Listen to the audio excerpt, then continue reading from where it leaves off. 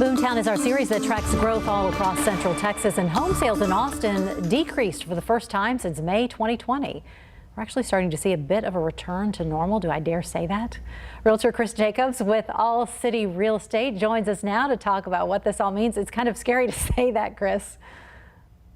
It's exciting times, actually, I think, for the home buyers out there. Yeah, I think it's good, right? We're seeing kind of the median price, though, is still up, right, in our area? Yes, the median price is up and has been escalating now for better part of a decade. What we should see with us kind of returning to this more normal marketplaces, and we're seeing it in the market actually, is we're not fighting with 40 and 50 buyers for single homes. You know, homeowners or home buyers are getting a chance to purchase a home and really competing with themselves. That is really great. Yes. I know we've looked at some of the growth in pricing here. You all kind of shared, the Austin Board of Realtors kind of shared a graph that really shows the skyrocketing prices over the last 3 months even. How does that look for our area? And we're talking townhomes, single family homes, everything. Everything is up. It is, you know, it's a function of the extremely healthy job market that we have. You know, with COVID, we've seen a large redistribution of population where companies are no longer requiring you to go to an office. So a lot of people are like, let's go to Austin. You know, I think the last official number we had was 175 people a day moved to Austin. And I would suspect that's even higher now that COVID has kind of hit its groove, and people want to be here. They don't have to go to an office. What does it mean that we're returning to more of a normal market then for anyone in the market? Yeah, so, you know, we normally have some seasonality. The first half of the year is usually really busy, and then the second half of the year is a little more slower paced, and homes don't come to the market as fast, but we're seeing homes come to the market faster than they were last year.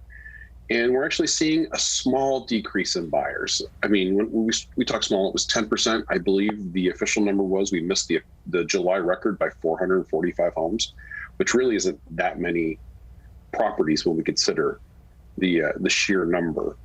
But I'd expect this fall to see the next same report for next month, that we'll have a step back from where we were last year at the same point. We had a really big market disruptor in 2020.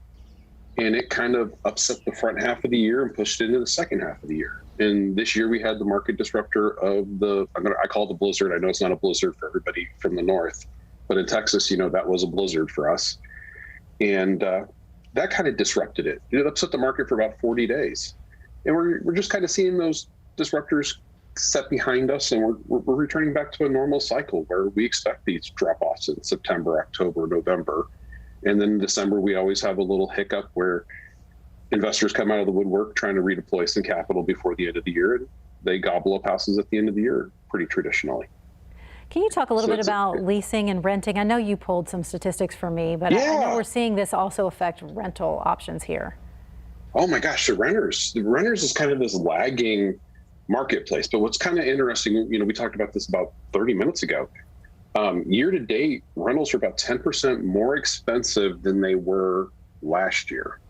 And there's actually 6% less options for renters looking for single family homes. So they are now, when I looked at the numbers for the last 4 months, rentals are going for over ask on average in Travis County, and they have been for 5 months now. And, you know, I was telling you on our renewals, we typically renew rates are 10 to 20% higher. And when we put them back on the market with the tenant change, we're seeing 20 to 40%, depending on the marketplaces and how long the prior tenants had been there. Wow. So it's getting more expensive for everybody across all boards. And then what I don't believe has been fully realized in the rental market is the county assessors haven't assess what's happened in this last year, and that'll be next year.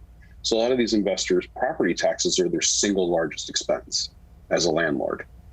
And I have a feeling that 2022, we're going to see some really significant rental increases to cover those expenses. Yikes. More to look forward to. Chris Jacobs with All City Real Estate. We always appreciate your perspective, Chris. Thanks so much for joining us. Oh, thank you, Terry. You have a wonderful day. You too.